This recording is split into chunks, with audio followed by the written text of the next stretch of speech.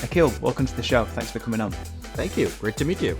It's a slightly different episode this week, so I'm joined by the hydrogen giant Bloom Energy. More specifically, Akhil Batheja joins me, who's the VP of Business Development. Like myself, I'm sure there's many of the battery professionals out there that are fascinated by hydrogen and the differences and similarities between the two industries. And Akhil gives us a crash course into just that, including some of the application areas, some of their projects, including a recent one with Shell, and also talking us through when they established the world's largest electrolyzer demo. We talk about the possibility of transitioning between the two industries and also the collaboration between the two as we work towards decarbonization. We talked about a lot of the big projects will include both technologies, which was fascinating. Unlike my colleagues, I'm not a specialist in the hydrogen space, so at times it was quite difficult to keep up with Akhil, but I've been watching this one back to properly educate myself. So Akhil, thank you for taking charge. We hope you all enjoy. Let's start off with your backgrounds. So how did you get into the space? What's your focus at Bloom Energy? And did you choose hydrogen or did hydrogen choose you? Sure. So thank you. So I guess a good place to start is a long time ago when I was a student trying to choose a major. And it was the early 2000s. And, I was reading a lot about climate change and some of the issues that come with it. And it's what forced me to become an electrical engineer. I was really inspired by the problem. And I worked a few years as an engineer after that, learned a lot about power electronics, sold my soul and went to business school and have been in the kind of the commercial technical roles ever since. I joined Bloom in 2016, helping us do some international business development, spent some time in product management, spent some time in sales here at Bloom, more on our power side where we sell fuel cells. It was about 2 years ago when, the world around hydrogen suddenly became interesting. Like hydrogen was this concept that was far, far away, and suddenly it became a lot more real. And we started seeing policy around the world kind of shaping it. We started seeing projects being announced, and that's when I put up my hand and asked to move to the hydrogen space. So I guess you could say very much I chose it. I'd always been drawn to the hardest problems in commercialization of new technologies, and hydrogen is the cutting edge of climate change and some of our tools against tools for decarbonization. So that's what kind of prompted me to do it, and it's been a fun 2 years. Learned a lot, and got to work with some incredible projects all around the world. Nice. I'm biased, of course, and I guess some of our audience will be biased saying that batteries are better. So I'm super intrigued to learn from you about what hydrogen is, kind of how it's changing things, and what the future outlook is. Because I am of the belief that it's not just one solution. There's going to be several solutions here to saving the world. So before we get kind of too deep into things, I know you're doing something maybe a little bit different at Bloom before stepping into hydrogen. So what does Bloom do in its entirety? And then kind of maybe move us into what Bloom does from a hydrogen perspective. Sure. So Bloom's a energy technology company. We have a energy technology platform called a solid oxide platform. And we use it really in two ways. More traditionally as a fuel cell, where we convert chemical energy into electrical energy. And that's a pretty fuel flexible solution. So it can take in hydrogen, it can take in natural gas, it can take in a number of molecules, and without combustion, convert it into electricity. So because we're avoiding that combustion step, we don't have NOx, we don't have SOx, we don't have particulate matter. The solid oxide technology itself, it operates at a really high temperature that allows us to be really, really efficient. So even when we do use natural gas, because we're really efficient, we produce less CO2 per kilowatt hour than traditional energy. So that's Bloom's bread and butter. We've been selling that for, a good 15 years now, have over 1.2 gigawatts deployed all over the world, 1,200 sites. And it's been an exciting growth story. 3 or 4 years ago, as the hydrogen thing became real, we took that same technology and ran it backwards, wherein it takes an electrical energy and produces chemical energy in the form of hydrogen. So a lot of the same value proposition applies. It's, again, high temperature process, so it allows us to be really, really efficient. And as we talk more about hydrogen, that's one thing that's going to pop up is efficiency really matters, because the biggest cost driver for hydrogen is the electricity cost itself. And as you know, the world needs more and more renewable energy. It's a precious resource. So we try and be very judicious in how we use it and make the most of it when we do have a spare clean kilowatt hour. And that's what our technology does. So Great. And then in terms of the actual technical side of Bloom, let's get a bit deeper into that. So obviously, I know a little bit about battery chemistries and kind of cell and pack and module and kind of all the way back to material level. Where does it kind of all start, and what does the life cycle look like at Bloom?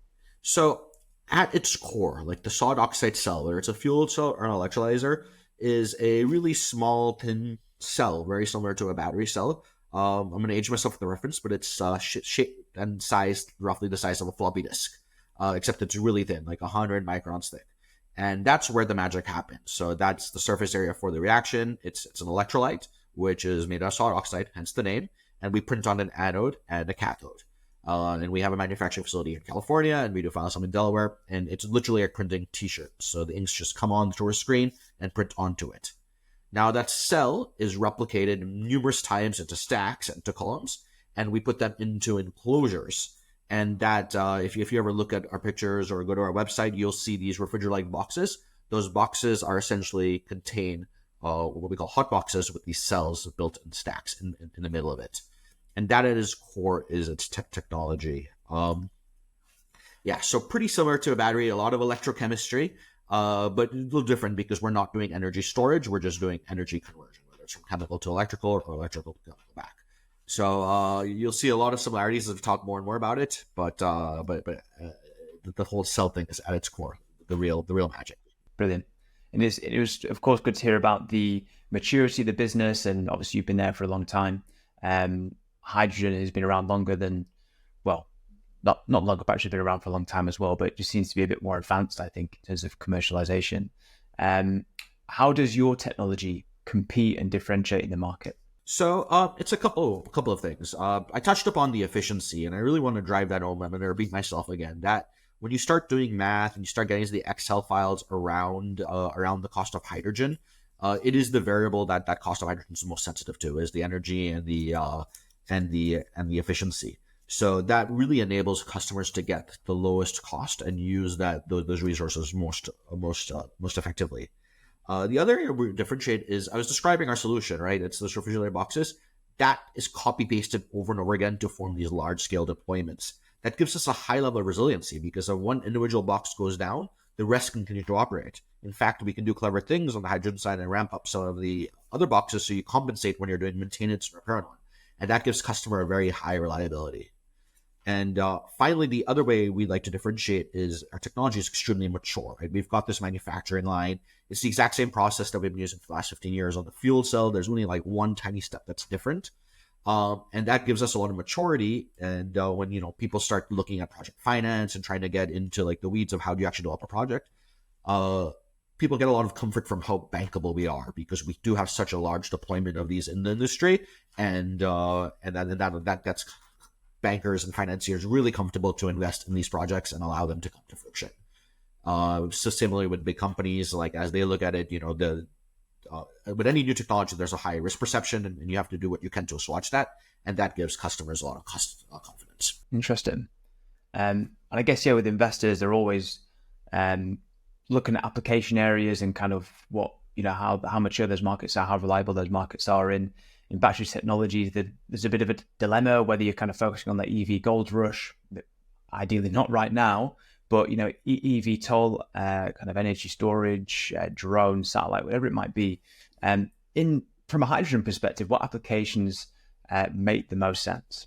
Yeah. So, hydrogen is one of those molecules, right, that everyone knows about. Anytime you look at a periodic table, it's the first thing that pops up. It's one of the most abundant atoms in the universe. And it's people describe it as a Swiss Army knife, and because it can really do a lot of things. But as you work through it, there's some cases that make a lot more sense than others. For example, I think there's parts of the industry that, as we decarbonize, are really, really hard to do with other tools. Things like making a fertilizer, right? The world population is 8 billion people. We need a lot of food to feed those people, and we need to figure out how to make fertilizer in a very sustainable way. If you look at fertilizer, most of it comes from ammonia-based compounds. Ammonia is nitrogen and hydrogen, right? So the nitrogen you can kind of pull from the air, and then you can do that using clean energy. But you've got to make the hydrogen in a clean way to decarbonize that industry. So that's, I think, one use case that we get really excited about. Similarly, like steel, you're hearing more about direct iron reduction as a process to make steel in a clean way. Hydrogen can be that reducing agent, and it's carbon free because it's just a hydrogen atom, so there's no CO2 as you do it. Similarly with cement, right? Cement is a really tricky process, requires a lot of industrial heat. It requires high temperature heat too, and hydrogen can be a path to fit those. So those are the use cases which make me the most excited. You'll hear about different sort of applications. You'll hear them compared to batteries a lot of times, and I think both technologies have their pros and cons, and it's about picking the right ones. And this is where I see hydrogen making the most sense. Interesting. So completely different applications, unless I'm wrong. Yeah, it is completely different, right? Energy storage, for example, right? A battery round trip efficiency, I don't know, you guys are like 85, 90% now. Hydrogen, it's a pretty big step to go from an electrical energy to chemical energy and back to electrical energy, right? That round trip efficiency, the very, very cutting edge, best technologies will get like 50%. That's really expensive as a round trip. So it doesn't really make sense to do it that way when you've got a battery that can, save most of that energy. Unless the world becomes like a super surplus with tons of abundant energy, I think like these are the cases where hydrogen is going to start to make the most sense, and we're seeing early deployments. And whilst we're on differences between battery and hydrogen, what are the differences between the industries from your perspective? I mean, there's a lot of similarities. I think some of the differences are it's like I said, right? One's at its core an energy generation technology or like an energy production, and the other is like kind of an energy storage technology. So we sell it to different industries, right? I don't hear like the cement guys or the steel guys talking too much about batteries. And similarly, like, we don't go to like solar developers and say, hey, we can help you kind of balance the load and, deal with intermittency. So I think they solve fundamentally different problems. A lot of similarities though at the same time, right? Like I think they're both nascent technologies. They're pretty electrochemically dependent. It's a lot of the same kind of financiers and bankers kind of dealing with it. In fact, most hydrogen projects I look at often have some element of energy storage in the form of batteries in it to help kind of balance the load. When you're building a big hydrogen plant and it's costing you tens to hundreds to even billions of dollars, you want to be able to amortize that and run it as much as you can. But the wind blows when the wind blows, the sun shines when the sun shines, and batteries can help kind of make that math look a little prettier. So every project I've looked at that reaches a certain scale does have some element of that storage in it. And I think they work more better together than they do kind of against each other than the comparison. Yeah, nice. I mean, I was a little bit naive. I thought there might be at times the technology competing for certain applications, but as you say, I guess projects would be, that it would have hydrogen and have some battery capacity in there. Yeah, it comes back to what you said in the beginning, right? Like if we're truly going to reach these decarbonization goals and this thing, we need every single step of the way, right? And we need every technology to bring its cost down, to become more efficient, to become competitive, to reduce those green premiums. So I think it's a little bit our powers combined as opposed to like one versus the other. Nice. And then talk us through some projects then. You mentioned they obviously look at different projects. There's typically battery. There's an element of battery in there. I was reading about your recent Shell announcement, so maybe let's start with that one. Yeah, so I mean that's in public domain. We've done some exciting work with Shell. We were contract with them to do some engineering study work to look at different applications with Shell to help them kind of figure out what is the cost of green hydrogen, what is the cost of electrolyzed hydrogen, helping them think through like our solution when you install a hydrogen, like it's not just my electrolyzer plant, right? Like on the front end, you have to kind of process the power, clean it up, get into like this DC form, which is what most electrolyzers use. And then on the back end, you have to compress, dehydrate, and depending on like what spec of purity you're trying to hit, like filter out that hydrogen that's produced. So it's just working with Shell very closely to kind of figure out and quantify exactly what are the costs for their specific uses of those adjacent systems along with ours. And that will allow Shell to really understand exactly what is the cost of green hydrogen as they think about how they decarbonize their refineries and their processes. So it's pretty exciting. They bring to the table a wealth of experience. They know the world of molecules really well. So a lot of learning for us. And and it's an exciting collaboration. Nice. And then did I see the announcement on the electrolyzer demo, the world's largest electrolyzer demo? So that's funny. That's been running for about a year right now. one of the things we realized as we went to market is, we've done a lot of demonstrations, one with like Idaho National Labs, which here in the US is a Department of Energy funded facility. And we had like, a module running with them. We had a module running with one of our customers from Korea and a couple of others. Customer feedback was like, look, we want to see this at scale. The TRL levels really depend on deploying it at commercial scale. And we kind of took that in our own hands. So we have a lab that's like part of NASA's land here in California, and we installed 4 megawatts of electrolysis that, when it's running at full power, can produce 2.5 tons a day of hydrogen. It was a really great experience, a lot of learning for us. Like I said, we knew the electrochemistry, we knew the electrolyzer side of it, but we had to integrate with like, a steam system, a water purification system. We had to integrate with like the power system. We had to figure out how to move the hydrogen molecule around in the end. And that allowed us to really skill up and level up as we did that. That facility is still running. I use it as a tourist attraction when I have customers in town. I like to take them in there. Most people have never seen the electrolyzer, so it's pretty cool to see. We've gotten a lot of meaningful data of it. We are using it as part of our reliability testing and our long-term testing. So, parts of that system I'm running like flat out at 100%. Part of that system I'm mimicking the wind and, ramping it up and down to kind of show the flexibility of the technology and how we can, work with intermittent sources of power. Another one, we're just turning it off and on all the time and being really hard on it to kind of test its robustness. And it's allowed us really to kind of innovate and push technology the next level up. So a really cool project, one that we're really proud of as a team. Good stuff. And then in terms of like crossover collaboration, I think we've mentioned that before. Where do you see like the future opportunity to collaborate and achieve decarbonization? Because obviously both technologies, both industries will continue to make progress. Where do you think are the untapped opportunities there right now from a crossover perspective? Yeah. So like I said, a lot of load balancing, I think that's the first and foremost. Another really interesting problem with hydrogen plants, right? I mean, hydrogen is a form of chemical energy that has, energy in it. It's explosive. You have to be very careful with it.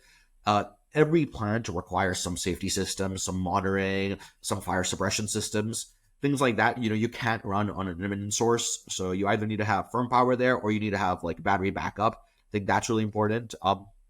In our systems, actually, we do use tiny batteries as well. So in case, there is a power outage or like the rectifier goes down, we're able to continue our safety systems, make sure that it safely shuts down, send the communication signal to the control center saying, hey, something happened here. We're going through safe shutdown, send that okay signal. So that will continue to happen. As I think even further ahead though, like where I'd like to see the world to go, and maybe I'm being a little too wishful for this, is like one day we will have a truly decarbonized grid, right, where every electron is a clean electron. Now, as a hydrogen salesperson, that would make my life a lot easier, right? Because I could just sell them on the grid, connected, run it at these beautiful capacity factors where I'm amortizing the cost all the time. And I think I don't see that as reaching that fully decarbonized grid without batteries playing a massive role. So you guys need to continue to bring costs down, continue to innovate, scale up the technology to allow for that to happen. Because longer term, right? I mean, I think of countries and places in the world that export, forms of chemical energy today, like natural gas, coal, et cetera, et cetera. And there's places in the world where, you don't have those resources and they have to import energy. And that balancing, I think that's another role where hydrogen can play a really, really interesting role as like costs come down and the industry matures. But that does require at the source of production to have a really clean, stable grid. That does depend on the battery technology. Good stuff. I apologize because I can't keep up as much as like on the battery side, the hydrogen side. It's very new to me. So, but I mean, your technical background is evident. I know you've become a commercial person now, and you're thriving in that function. On that, do you think that's a major part of your success as a commercial person with a technical background, or do you think somebody without a technical background in this field could be successful? I'm definitely biased towards my own experiences. I found it to be really useful. These are really technically complicated projects.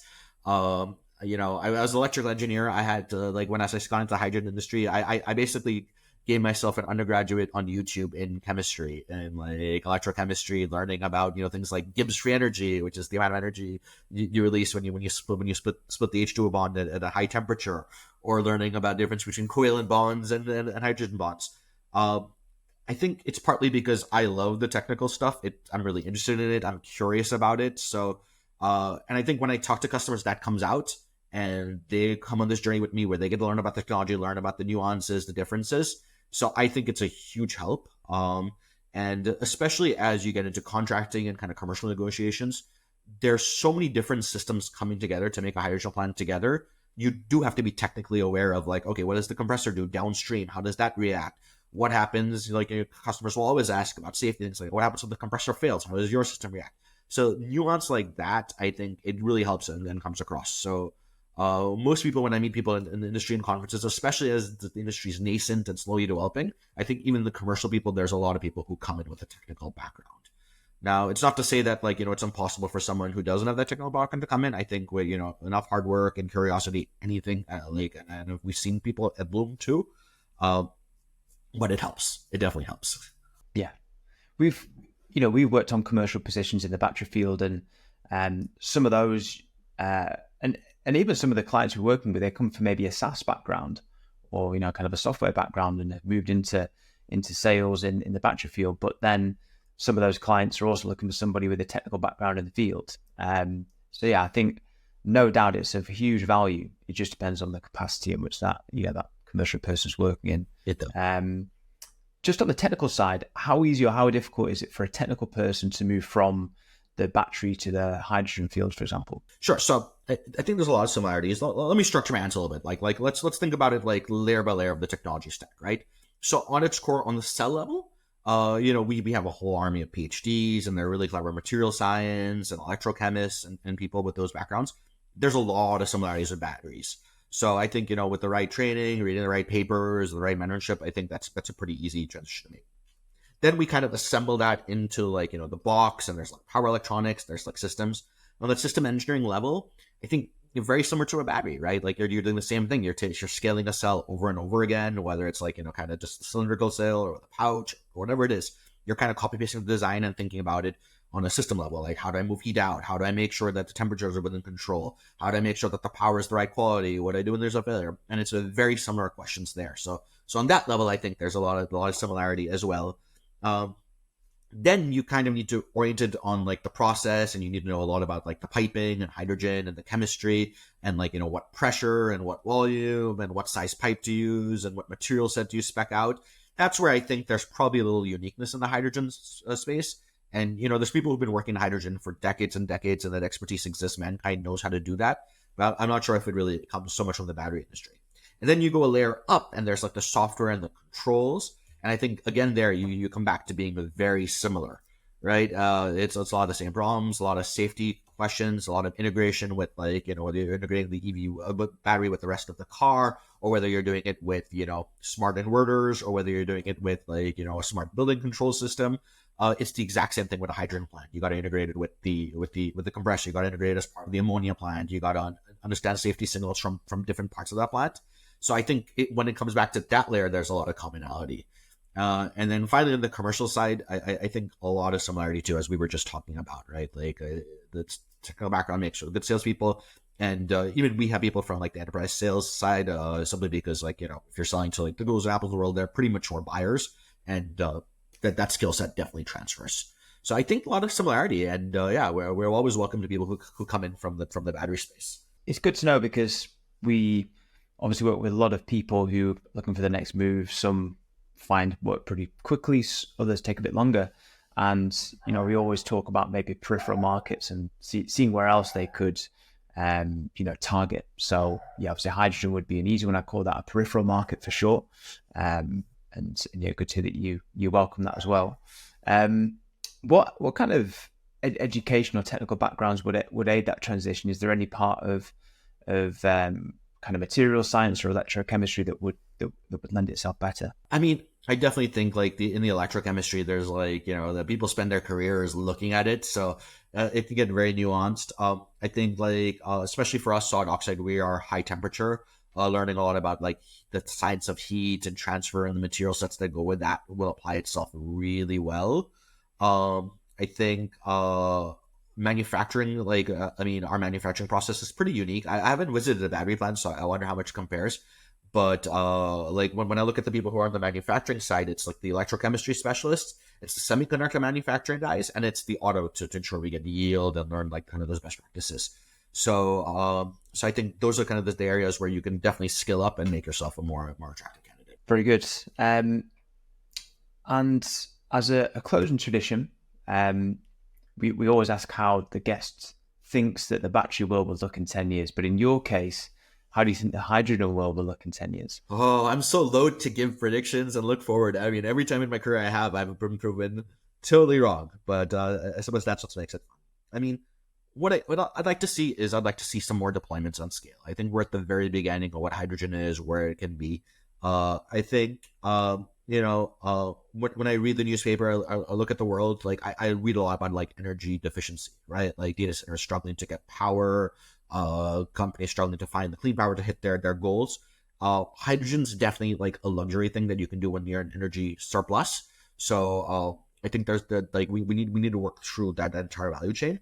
But I'd love to see some more deployments at scale. There are, cases where it makes a lot of sense. I'd love to see, demonstrations in new industries like the ammonia place, cement, steel, some of the things I mentioned. As those deployments happen, it allows us to bring our costs down. It allows us to become more competitive. It allows us to get smarter. And that will kind of encourage more and more and accelerate more and more. So I'd hope to see where, if you Google hydrogen predictions, you're going to get like thousands and thousands of data points, and there's a wide range of them.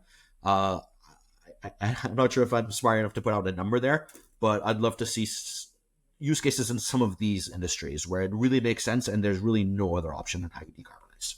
I'm going to go off piece. I apologize. I've got one more question. A little bit different to normal, but I mean, this is a different episode anyway. We're talking about hydrogen, and Akhil, I really appreciate your insights today. Now, it was more about kind of location and kind of what countries, what locations dominate hydrogen.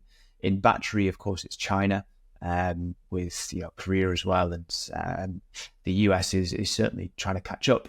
In hydrogen, where is it dominated? Actually, pretty similar to the batteries. Like China, when you start looking into it, has a lot of electrolyzer deployments, and there's a lot of Chinese companies that are making technology. Korea has some interesting policy. They have like the clean hydrogen program, which is just starting, and you're going to start seeing bids in it. Like Europe just yesterday, kind of announced some incentives and named a few projects that are actually going to be beneficiaries of those incentives. The U.S. has the IRA. It's the answer to the questions are very incentive driven, and like it gets into a little bit of politics on who's trying to do what. But it is the same kind of players. Ultimately, though, I think the real winners will be the ones who really get it are the people who have energy surplus, who have spare renewables. Because, the hydrogen molecule requires electrical energy to go in, and you do need that surplus to be able to do it. So I do see it kind of being like, like America has great geography for solar, wind, et cetera, et cetera. Europe has a lot of landmass. Africa, there's a lot of countries that are trying to like use their landmass to do it. And so on and so forth. While like Korea, Japan, I think are looking more and more to import in the long term because their geography requires them to kind of import some kind of forms of chemical energy. So that's where I expect to see it. But in the short term, it's definitely who's got the best incentive.